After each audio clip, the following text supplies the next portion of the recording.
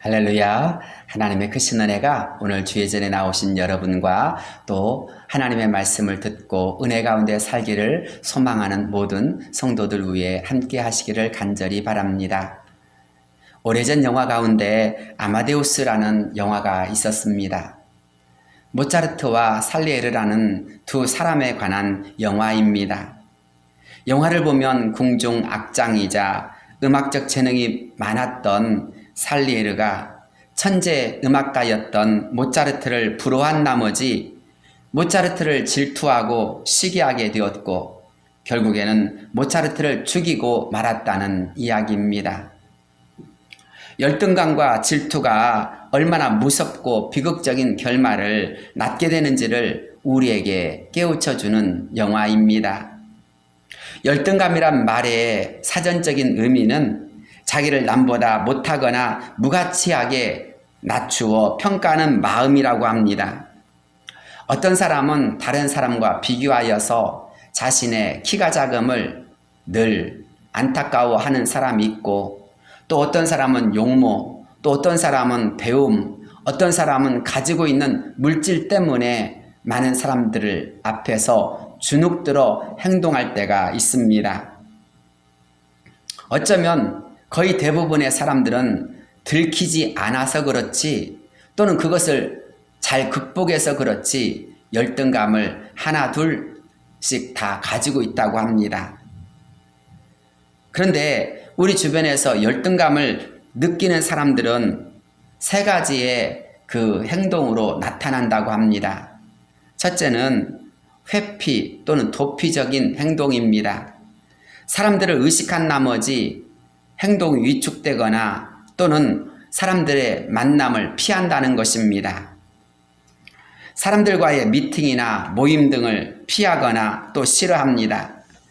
나보다 공부를 잘하는 사람이나 똑똑한 사람, 몸매가 되는 사람이 내 곁에 오면 살짝 그 자리를 피해 다른 곳으로 갑니다. 비교당하는 것이 싫고 그런 사람들과 더불어서 같이 있는 것이 싫습니다. 내가 초라해지는 것도 싫을 뿐 아니라 그 사람이 뭘 하는 것을 보면 그렇게 우쭐대는 것 같아서 그것을 보는 것이 싫다고 합니다. 그렇다 보니 자신도 모르는 사이에 마음으로 이런 생각을 하기도 합니다. 저건 성형빨이야. 저것은 지방 흡입 수술을 해서 날씬한 거야. 지가 잘났으면 얼마나 잘났다고. 그러면서 속으로 그렇게 생각을 한다고 합니다. 두 번째는 적극적으로 모든 감정을 극복해 나가는 사람들입니다. 몸매가 안 되는 사람은 하루에도 몇 시간씩 피트니스 센터에 가서 운동을 한다고 합니다. 또 어렸을 적 가난했던 사람은 가난을 극복하고자 나아가 내 자식만큼은 절대 가난한 삶을 살아가게 하고 싶지 않아서 더 열심히 근검 전략하고 노력하는 가운데 더 물질을 모으게 되어지거나 그 일에 있어서 성공을 하려고 한다고 합니다. 아니, 어떤 사람은 더 열심을 다해서 공부하는 사람들도 있습니다. 때로는 방송통신대학을 또는 사이버 대학을 통해서라도 열심히 공부한다고 합니다. 우리가 잘 아는 고 정주영 회장은 강원도 홍천에서 태어났습니다. 어린 시절 매우 가난했습니다. 그래서 그는 최선을 다해서 노력했고 그 노력은 우리나라의 최고의 부자 중 하나인 현대그룹을 낳게 된 것입니다. 사랑하는 여러분, 적극적으로 또 긍정적으로 노력하는 사람들이 있습니다. 이와 달리 폭력이나 파괴적인 행동으로 나타나는 사람들도 있습니다. 자신의 열등감을 긍정적인 방법으로 극복하기보다는 아예 상대방을 제거해버리거나 그 원인을 없애버리려고 하는 사람들이 있습니다. 살리에르가 모차르트를 죽여 없애버리려고 했던 것처럼 저 녀석만 없다면 내가 인정받을 텐데 라는 잘못된 생각 속에서 경쟁자를 제거하고 해코지하게 됩니다. 이런 파괴적인 열등감은 본인의 정신감정을 어렵게 할 뿐만 아니라 이웃과 사이를 어렵게 하고 또는 혼란과 아픔을 줄 수 있습니다. 그런 점에서 우리는 이 열등감이라고 하는 것을 모두 극복해 낼 수 있어야 합니다. 치료받을 수 있어야 됩니다. 이 성경은 이러한 열등감을 어떻게 활용하느냐에 따라서 그 사람의 인생의 결과가 상당히 바뀔 수 있음을 보여줍니다. 그래서 열등감이란 그런 주제가 성경에도 자주 나타나 있습니다. 오늘 우리가 읽은 성경 말씀에도 바로 그런 말씀이 나옵니다. 오늘 본문의 말씀을 살펴보면 에서의 탄식이 나옵니다. 에서는 동생 야곱 때문에 너무나 속이 상하여 있습니다. 에서가 왜 그렇게 속이 상하여 있습니까? 첫째는 상실감 때문입니다. 또는 피해의식 때문입니다. 에서는 하나님이 주신 축복을 귀하게 여기지 않고 있다가 야곱에게 가장 중요한 것들을 모두 빼앗기고 말았습니다. 에서는 이삭의 집에서 장남으로 태어났습니다. 하나님께서 복을 주신 이삭의 집은 어마어마한 거부였습니다. 블레셋 왕 아비멜렉과 군대 장관 비골이 그의 앞에 엎드려서 너는 우리를 해하지 말라, 우리와 화친하자라고 하면서 조약을 맺을 정도로 그의 집은 큰 부자였고 이삭에게는 그런 큰 힘이 있었습니다. 그런 집에 첫째 아들로 태어났기에 그는 모든 사람들로부터 사랑을 받았으며 행복하게 성장할 수 있었습니다. 물질의 풍요와 부모의 따뜻한 사랑과 관심을 받으면서 그는 세상 사람 부럽지 않은 그런 삶을 살았습니다. 또한 그에게 유사시에는 아버지의 대를 이을 수 있는 장자의 명분도 주어졌습니다. 모든 것이 장자에게 상속된다는 것은 대단한 특권입니다. 그런데 그는 그것을 귀중히 여기지 않았습니다. 그러던 어느 날 에서가 사냥을 마치고 집으로 돌아왔습니다. 너무나 배가 고팠습니다. 때마침 동생 야곱이 팥죽을 쑤었습니다. 그 팥죽을 보자 에서는 너무나 배가 고파서 팥죽을 한 그릇 좀 달라고 했습니다. 그러자 동생이 말합니다. 세상에 공짜가 어디 있어? 정 배가 고프면 형이 가지고 있는 장자의 명분을 나에게 팔라고 하였습니다. 그 순간 에서는 별 생각 없이 그까짓 거 그래 그렇게 하자 하고 팥죽 한 그릇에 장자의 명분을 팔고 말았습니다. 성경은 이에 대해 뭐라고 말씀하고 있습니까? 에서가 장자의 명분을 가볍게 여김이었다라고 말씀하고 있습니다. 하나님이 주신 소중한 것을 가볍게 생각하는 것입니다. 이렇게 작은 것이라고 여기는 것부터 놓치기 시작한 에서는 결국 가장 중요한 때에 가장 중요한 축복마저 야곱에게 빼앗기는 슬픔을 당하고 만 것입니다.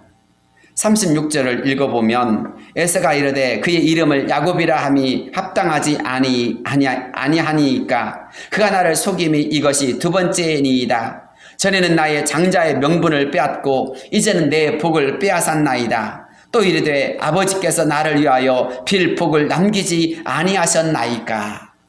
다 잃고 나니까 남은 것은 화만 남았습니다. 자신의 모든 것을 다 빼앗아간 야곱에게 너무나 화가 나서 분노하고 있는 것입니다.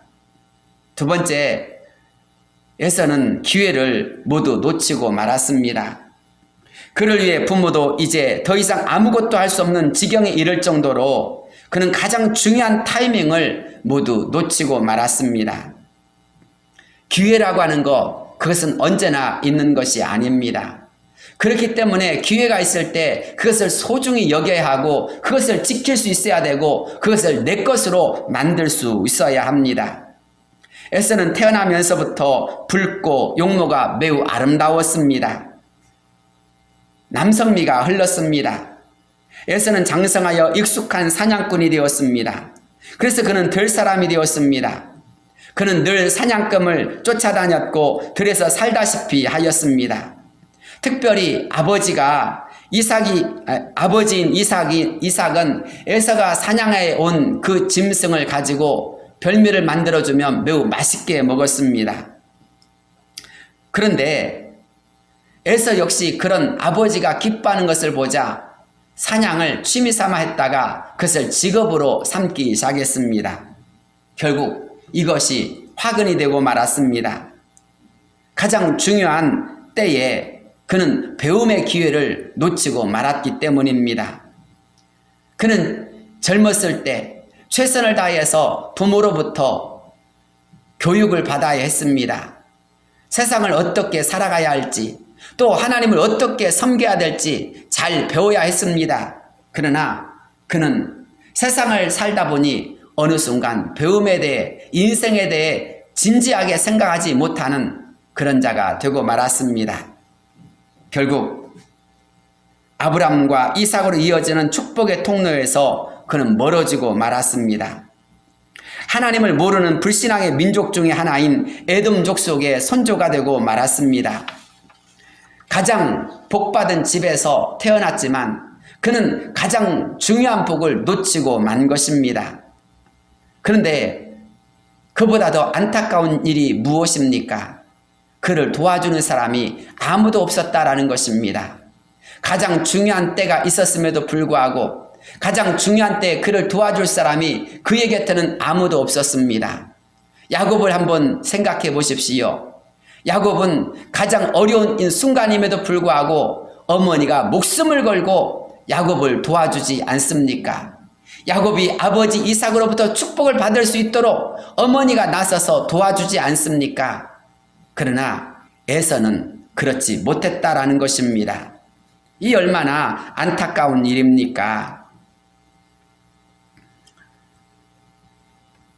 오늘 우리가 읽은 본문의 말씀을 보면 37절로 38절에서 이삭이 에서에게 대답하여 이르되 내가 그를 너의 주로 세우고 그의 모든 형제를 내가 그에게 종으로 주었으며 곡식과 포도주를 그에게 주었으니 내 아들아 내가 너에게 무엇을 할 수 있으랴. 에서가 아버지에게 이르되 내 아버지여 아버지가 빌 복이 이 하나뿐이리이까 내 아버지여 내게 축복하소서 내게도 그리하소서 하고 소리를 높여 우니. 그렇습니다. 결국 이 모든 것을 다 놓치고만 에서는 탄식하며 소리를 높여 울 수밖에 없는 불행한 자가 되고 만 것입니다. 언제나 기회가 있는 것이 아닙니다. 배움의 기회, 좋은 사람들과 함께 할 수 있는 그런 교제하는 기회는 많지 않습니다. 우리의 젊음이란 영원하지 않습니다. 모든 것은 다 지나갑니다. 모든 것이 지나가기 전에 우리는 내게 기회가 있을 때, 젊음이 있을 때, 시간이 있을 때, 그때 우리가 가장 중요한 것을, 가장 좋은 것을 붙들어야 되고 선택할 수 있어야 하는 것입니다. 세 번째로 쉬운 방법을 택하였다는 것입니다. 에서는 열등감을 극복하기 위해서 최선을 다해 뼈를 깎는 노력과 회개를 통해서 하나님 앞에 나아가기보다는 자기 동생 야곱을 없애버림으로 그냥 인생을 편하게 살겠다는 생각을 하였습니다. 에서는 문제의 원인이 자신에게 있음을 깨닫고 회개하기보다는 야곱에 대한 복수에 칼을 갈기 시작했습니다. 자신의 복을 빼앗아간 동생이 너무나 미웠습니다. 그 순간 이 미움은 복수로 이어졌고 또 증오로 이어졌습니다. 그의 행동은 마치 가인을 연상시킵니다. 가인은 동생 아벨 때문에 몹시 화를 내고 안색이 변할 정도로 흥분하였습니다. 그때 하나님께서 가인에게 하신 말씀이 무엇입니까? 여호와께서 가인에게 이르시되 내가 분하여 하면 어찌 됨이며 안색이 변하면 어찌 됨이냐. 내가 선을 행하면 어찌 낯을 들지 못하겠느냐. 선을 행하지 아니하면 죄가 문에 엎드려 있느니라. 죄가 너를 원하나 너는 죄를 다스릴지니라. 하나님은 그에게 분명히 그의 위험성을, 그가 어떠한 위치에 있는지를 깨우쳐 주셨습니다. 하지만 가인은 하나님의 말씀보다는 자신의 감정에 이끌린 나머지 가장 소중한 동생을 돌로 쳐 죽이고 말았습니다. 가인은 최초의 살인자가 되었고 사람을 피해 도망쳐 다녀야만 하는 그런 불행한 자가 되고 말았습니다. 죄를 다스리지 못했기 때문입니다. 마음을 다스리지 못했기 때문입니다. 상한 감정을 치료받지 못했기 때문입니다. 문제 원인이 자신에게 있음을 인하여서 하나님 앞에 엎드려 도움을 구하기보다 오히려 그는 쉬운 방법을 택하였습니다. 에서 역시도 마찬가지였습니다. 에서는 너무나 화가 난 나머지 모든 원인을 동생에게 돌렸습니다. 동생을 심지어 죽일 계획까지 세웠습니다. 에서는 속으로 이렇게 생각했습니다. 아버지의 곡할 때가 가까웠은즉 내가 내 아우 야곱을 죽이리라.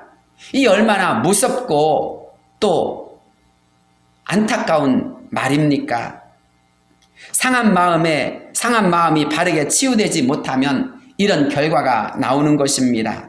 그러므로 마음이 상하여 있을 때, 속이 상하여 있을 때 그냥 그 마음을 달래려고 하지 마십시오. 시간이 지나면 되겠다라고 생각하지 마십시오. 더 적극적으로 그것을 치료할 수 있도록 우리는 노력해야 합니다. 바르게 치유를 받아야 됩니다. 빨리 치유를 받아야 하는 것입니다. 우리는 어떻게 그런 마음을 치료받고 극복할 수 있을까요?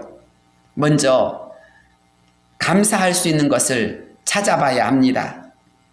하나님이 내게 주신 은혜가 무엇인지 깨닫고 감사할 수 있어야 합니다. 감사할 조건을 찾으면 또 찾아집니다. 최선을 다해서 찾고 또 찾으면 아직도 우리에게 감사할 것이 너무나 많이 있음을 깨닫게 됩니다. 그런데도 많은 사람들은 잃어버린 것 때문에, 내가 없는 것 때문에, 내가 당한 것 때문에 그것만을 바라본 나머지 그런 부정적인 감정에서, 부정적인 생각에서 헤어나오지 못할 때가 참 많이 있습니다.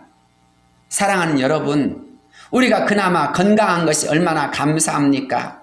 그나마 나에게 남아있는 그 무엇이 있다는 것이 얼마나 감사합니까?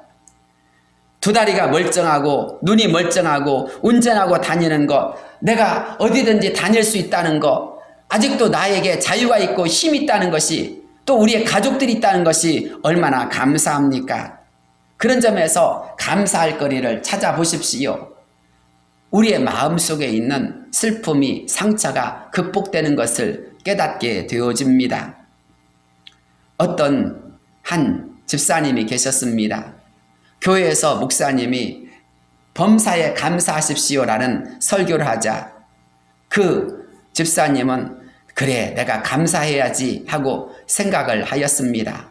그런데 집에 오자마자 감사는커녕 원망과 불평이 나오기 시작했습니다. 바로 남편 때문이었습니다. 남편은 너무나 술을 좋아하였습니다. 그래서 항상 일을 마치고 나면 술을 거나하게 들고 집에 돌아와서 그대로 코를 골고 자버리는 것이었습니다. 다른 사람은 여행도 가고 다른 사람은 인생을 즐겁게 산다고도 하는데 남편은 직장에 나갔다가 퇴근하면 정말 정신을 실성한 사람 마냥 그렇게 술 취해서 돌아와 그냥 자버리는 것입니다. 때로는 길거리에서, 때로는 지갑을 잃어버린 적도 한두 번이 아니었습니다. 그러다 보니 아내는 너무나 속이 상하였습니다. 그날도 마찬가지였습니다. 그래서 술 취한 남편을 보면서 너무나 원망이, 불평이 나오려고 했습니다. 그런데 그 순간 갑자기 목사님의 말씀이 생각났습니다. 범사에 감사하라. 그래서 집사님은 생각해 보았습니다. 내가 감사할 것이 뭐가 있지? 이렇게 평생을 살아왔는데 이런 남편 때문에 내가 이렇게 늙어버렸는데 고생만 너무너무나 했는데 도대체 감사할 것이 뭐란 말인가 하고 원망하게 되었습니다. 그러나 하나님께서 하신 말씀 감사하라, 감사라는 생각 속에서 그래 한번 감사할 거리를 찾아보자 라고 감사거리를 찾기 시작했습니다. 그런데 감사거리가 생각이 났습니다. 그렇게 술이 취했어도 집을 잘 찾아온 것이 감사하다라는 것입니다. 겨울에, 한겨울에 도로에서 술 취해서 이렇게 쓰러져 있다면, 도로에서 잠을 잔다면 얼어 죽을 수도 있는데 그래도 집을 잘 찾아온 것이 얼마나 감사합니까? 그래서 하나님 감사합니다 라고 하였습니다. 그런데 또 감사할 거리가 생각났습니다. 그렇게 술이 고주망태로 취하여 왔더 자다가도 아침이면 어김없이 일어나서 직장에 출근한다는 것입니다. 또 그렇게 해서 생활비를 꼬박꼬박 갖다 주니 얼마나 감사한지 모릅니다. 아니, 내가 교회를 나가도 교회에 갔다 오는 것에 대해서 야단치자니 그것도 또 감사합니다. 내가 과부가 되지 않은 것도 너무 감사합니다. 그래서 이 집사님이 그런 가운데서 하나님 감사합니다. 이것도 감사합니다. 저것도 감사합니다 하면서 감사거리를 찾다 보니 이 감사가 한도 끝도 없습니다. 그런데 그렇게 감사하고 있는데 남편이, 여자가, 자신의 아내가 감사합니다 하는 소리를 듣게 되었습니다. 그래서 벌떡 일어나서 아니 당신 뭐가 그렇게 감사해? 하고 물었습니다. 그 순간 아내가 자신의 이야기를 들려주었습니다. 다 듣고 난 남편이 말했습니다. 여보, 미안합니다. 이제부터 내가 당신의 말을 따라서 당신과 함께 교회 나가겠습니다. 그날로부터 술을 끊었고 그날부터 예수님을 믿게 되었다고 합니다. 감사하다 보니까 결국 자신의 모든 삶이 변하여 천국 되어지는 삶을 살게 되었다라는 이야기입니다. 그렇습니다. 없는 것을 인하여 불평하거나 원망하지 마십시오. 오히려 주어진 것, 남아있는 것, 그리고 감사할 조건을 또 찾아보면 하나님이 우리에게 주신 그것들이 얼마나 많이 있는지 모릅니다. 나에게 있는 상처, 나에게 있는 아픔, 나에게 있는 여러 가지 없는 것을 인하여서 힘들거나 지치거나 낙심하지 말고 오히려 하나님께서 주신 감사할 조건을 다시 한번 찾아보시길 바랍니다. 더 풍성한 은혜로 채우시는 하나님의 역사가 있을 줄로 믿습니다. 두 번째로 인정할 것은 인정하라는 것입니다. 나보다 뛰어난 사람들을 인정하십시오. 나보다 실력 있는 사람을 인정해야 합니다. 그들을 칭찬하고 또 그들로부터 배울 수 있는 자가 되어야 합니다. 아니, 그들이 그랬다면 나도 할 수 있다라고 하는 것을 생각하고 더 비전을 품어 기도하는 자가 되시기를 바랍니다. 그들을 비교하려고 하지 말고 인정해 주십시오. 칭찬해 주십시오. 그러면 나도 어느 순간 좋은 사람이 되게 마련입니다. 사랑하는 여러분, 우리가 잘 아는 모세가 있습니다. 하나님께서 그를 부르실 때 온갖 핑계를 대면서 보낼 만한 자를 보내소서라고 그는 하나님의 부르심을 거절하였습니다. 그가 하나님의 부르심을 거절한 이유 중에 하나는 나는 입이 뻣뻣하고 둔하기 때문입니다 라는 것 때문이었습니다. 그런데 그런 그에게 하나님은 어떻게 하십니까? 그의 연약함을 치유해 주시고 그에게 끊임없이 희망을, 그리고 그에게 자신감을 불어넣어 주지 않습니까? 심지어 그를 도울 수 있는 형 아론을 보내주지 않습니까? 능력의 지팡이를 주심으로 모세가 그 일을 감당하도록 도와주셨습니다. 그렇습니다. 하나님은 우리가 뭔가 하고자 하면 능력을 주시고 돕는 사람을 붙여주시고 또 그 일을 감당할 수 있는 여러 가지 자신감을 허락하여 주십니다. 우리가 무언가를 하고자 하면 하늘도 반드시 도와주는 역사가 일어납니다. 김제에 왕제철 할아버지라는 분이 계십니다. 이분은 배우지 못한 서러움이 많았습니다. 그래서 내가 배우지 못했기 때문에 적어도 다른 사람은 가난 때문에 공부를 못하는 그런 일은 있어서는 안 되겠다 생각하고 최선을 다해서 어려운 학생들을 돕기 시작했습니다. 왕제철 할아버지는 틈틈이 시간이 날 때마다 폐지를 줍거나 고철을 주어 팔았습니다. 그리고 그것을 가지고 장학금을 만들어서 어려운 학생들을 도왔습니다. 아주 오랫동안 돕다 보니 많은 사람들로부터 칭찬받는 어르신이 되었습니다. 많은 사람이 그를 존경하게 되어졌습니다. 사랑하는 여러분, 배움이 적은 것을 오히려 최선 다해서 긍정적으로 생각했더니 모든 지역 사람들로부터 존경받는 사람, 칭찬받는 사람이 된 것입니다. 그런 점에서 사랑하는 여러분, 때로는 인정할 것은 인정하고 더 긍정적인 마음으로 더 나아가실 수 있는 역사가 이루어지길 바랍니다. 하나님이 도우시기 때문입니다. 세 번째로, 마음이 힘들고 어려울 때에 내 속으로 자꾸 빠져들어가지 마십시오. 내 안에 답이 없기 때문입니다. 그런 때일수록 좋은 사람을 만나고 더 나아가서 하나님 앞에 나아가 기도하는 자가 되기를 바랍니다. 열등감과 피해의식, 비교의식은 끊임없이 나 자신을 아프게 합니다. 속상하게 합니다. 우울하게 합니다. 답답하게 합니다. 살기 싫도록 만들어버립니다. 그러나 그때 우리 스스로가 내 안에 갇혀서 자꾸 나를 자책하거나 자학하게 되어진다면 우리는 모든 시선을 전부 다 원망이나 불평이나 또 그렇게 비판적으로 볼 수밖에 없습니다. 내 말이 곱지 않습니다. 내 생각이 바르지 않습니다. 그러면 모든 삶이 피곤해집니다. 아니, 모든 사람들이 나의 말을 들을 때마다 힘들어합니다. 하지만 우리의 모든 생각을 고쳐서 그런 때일수록 좋은 생각을 가진 사람들, 또 긍정적인 사람들, 마음이 따뜻한 사람들과 함께 마음을 나누게 되어지면 그들의 말은, 그들의 마음은, 그들의 따뜻한 손길은 내 마음을 치유하고 내 마음에 힘을 줍니다.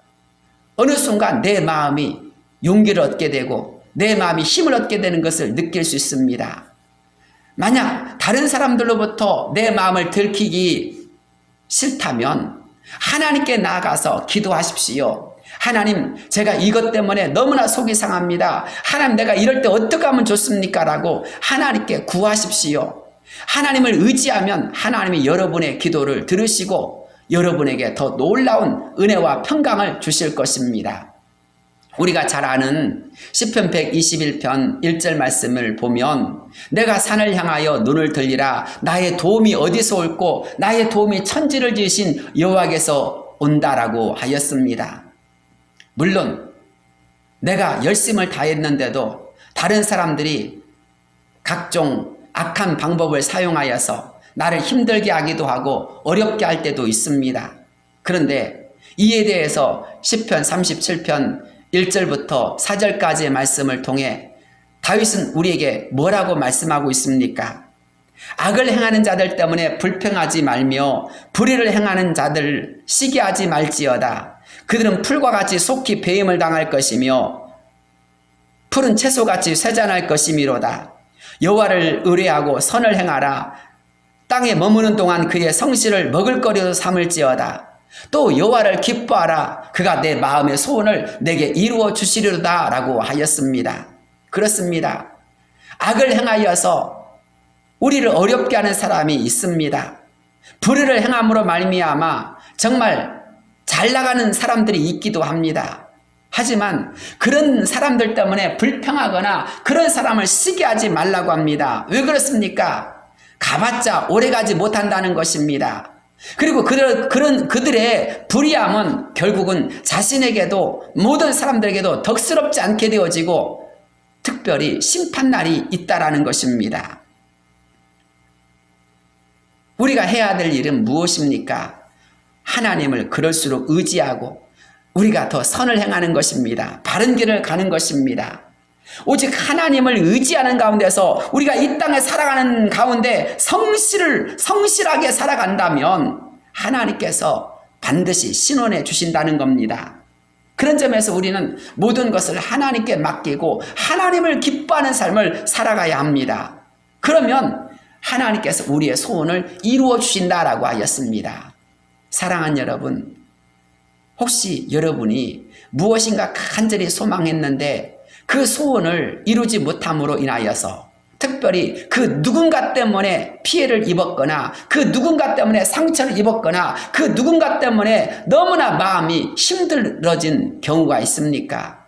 그렇다면 그런 속상한 마음을 하나님께 아뢰십시오. 하나님께서 더 놀라운 방법으로 여러분의 소원을 이루어 주신다라고 말씀하십니다. 또 여호와를 기뻐하라. 저가 내 마음의 소원을 이루어 주시리로다. 할렐루야. 이것이 우리의 소망이 되고 이것이 우리가 기도해야 할 이유가 되어지고 이것을 인하여서 우리가 더 힘있게 살아갈 이유이지 않겠습니까? 하나님이 우리의 소원을 이루어 주십니다. 그러므로 나보다 더 빨리 가는 사람들, 나보다 더 잘난 척하고 나보다 더 불의를 행하면서도 잘 나가는 것 같은 그런 사람들 때문에 너무 안타까워하지 마십시오. 아니, 여러분이 가지고 있는 상한 심령을 극복해 나간 자가 되길 바랍니다. 하나님께서 여러분에게, 아니 하나님께서 여러분을 통해서 이루실 일이 너무나 많이 있습니다. 이제부터가 시작입니다. 하나님을 힘입어 힘있게 나가실 수 있는 모든 성도가 되시기를 주의 이름으로 축복합니다. 기도하겠습니다. 걸어가시고 내려오신 하나님 아버지, 이 땅을 살아갈 때 때로는 우리들이 잘못할 때도 많이 있고 또 다른 사람이 악을 행하여서 정말 우리의 가장 소중한 것들을 빼앗아가고 우리들에게 상처를 줄 때가 있습니다. 하나님 아버지, 우리의 모든 마음이 바르지 못하거나 또는 우리가 잘못 행하였을 때 우리에게 깨닫는 은총을 허락하여 주시고 그러한 때일수록 하나님 앞에 겸허하게 회개하며 돌이킬 수 있는 역사가 이루어지게 하여 주옵소서. 때로는 다른 사람들로 인하여 우리의 모든 마음에 피해의식이나 또는 여러 가지 좋지 않은 일이 생겼을 때 그때에도 우리가 하나님 앞에 나아가게 하여 주시고 더 열심을 다해서 기도함으로써 상한 감정을 극복하며 또 정말 열심을 다해서 노력하는 사람들 앞에서 우리가 그들과 함께 배우며 비전을 나누며 함께 나아갈 수 있는 역사가 이루어지게 하여 주옵소서. 우리들에게 보다 더 넓은 마음을, 긍정적인 마음과 생각을 할 수 있는 힘을 허락하여 주옵소서.